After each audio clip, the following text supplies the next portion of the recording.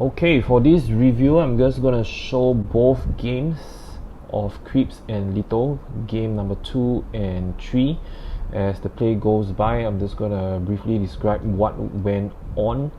So the both games, right after Creeps got their 1-0 lead in their playoff tie, in game 2, Lito had to come back. If not, they would have been eliminated from there. So in game 2, in this incident, they managed to score the first goal right straight from the power play. You will soon notice as the plays developed, both teams came back and forth, and we actually never knew or never know who is about to come out as winners. Take a look at the time, it is in the third period, less than 2 minutes to go, and yes, you are counting it right, there's actually 6 Creeps players on the court. They are trying to play the one extra man advantage, however it failed, and enabled Lito to score a relatively easy goal, and therefore a 2-0 lead from there. Now from this play, you would have assumed, with less than 1.5 minutes to go, Lito should have secured the win thereafter pretty easily. However, straight off the face off, Creeps player Yunchon had the ball play behind the goal. A simple pass for her fellow defender to do a reshot and score. And with that, it was simply 2-1 to Lito with, in fact, less than 1.5 minutes to go again. So it was an intense ending to the match, as you can see, 1 minute and 22 seconds. Very careless of Lito, because at 2-0 lead they should have been comfortable.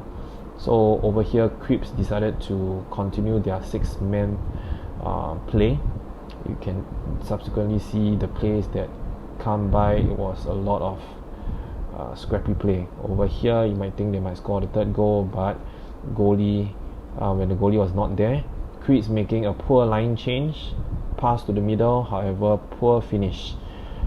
So that run of play would have gotten a few of their hearts pouncing. With about 37 seconds to go, Creeps trying their possibly last attack to Swilling, a poor pass, and over here, in fact, another whistle, and it's a whistle caught by the ref on Shiting from Lito. Shiting is completely perplexed as per why the call is being caught, and from the referee's signal, it appears that there was an obstruction, and therefore the 2-minute penalty on Shiting. So you can see Shiting of Lito walking out to take a seat at the sink bin. There will be assumption that play will be continued, but strangely speaking, the referee actually called the play to be played at the corner. This is being fast forward because Lito side called for the timeout. Now what you can see here, I just want to pinpoint out, is that the refs and the captain of Lito Shiting actually came together to talk about it, the incident, what actually happened, clarification, explanation by the ref.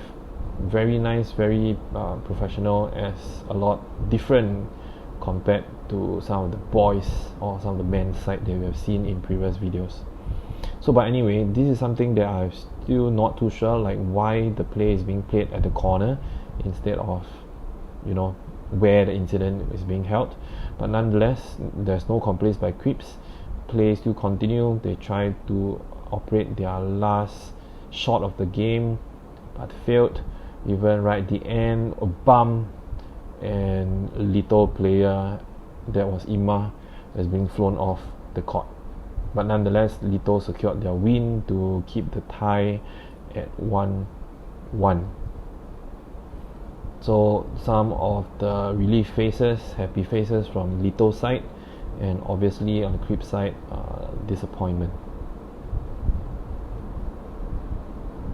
Again, another nice thing to see is that both coaches on the left side are actually talking to each other right after the game. Game 3, it's also another back and forth series, just that now it's sort of in the reverse situation, because Creeps managed to score the first goal of the game. Just a run of play where the ball kind of ricochets and bounces off one another before the forward managed to get the shot in. Creeps managed to score a second goal. Again, reverse situation as compared to Lito. So over here behind the ball play, again ball not bouncing nicely for Lito, and the same forward actually scored the goal, the second goal of the match. Again, you would like to think that at this point of time, halfway through the match, Creeps would be able to get hold of the game, secure and maintain and manage the game. However, it seems things are not the case. So do check it out, the subsequent plays later. Now over just before the third period, I actually saw this nice cute clip.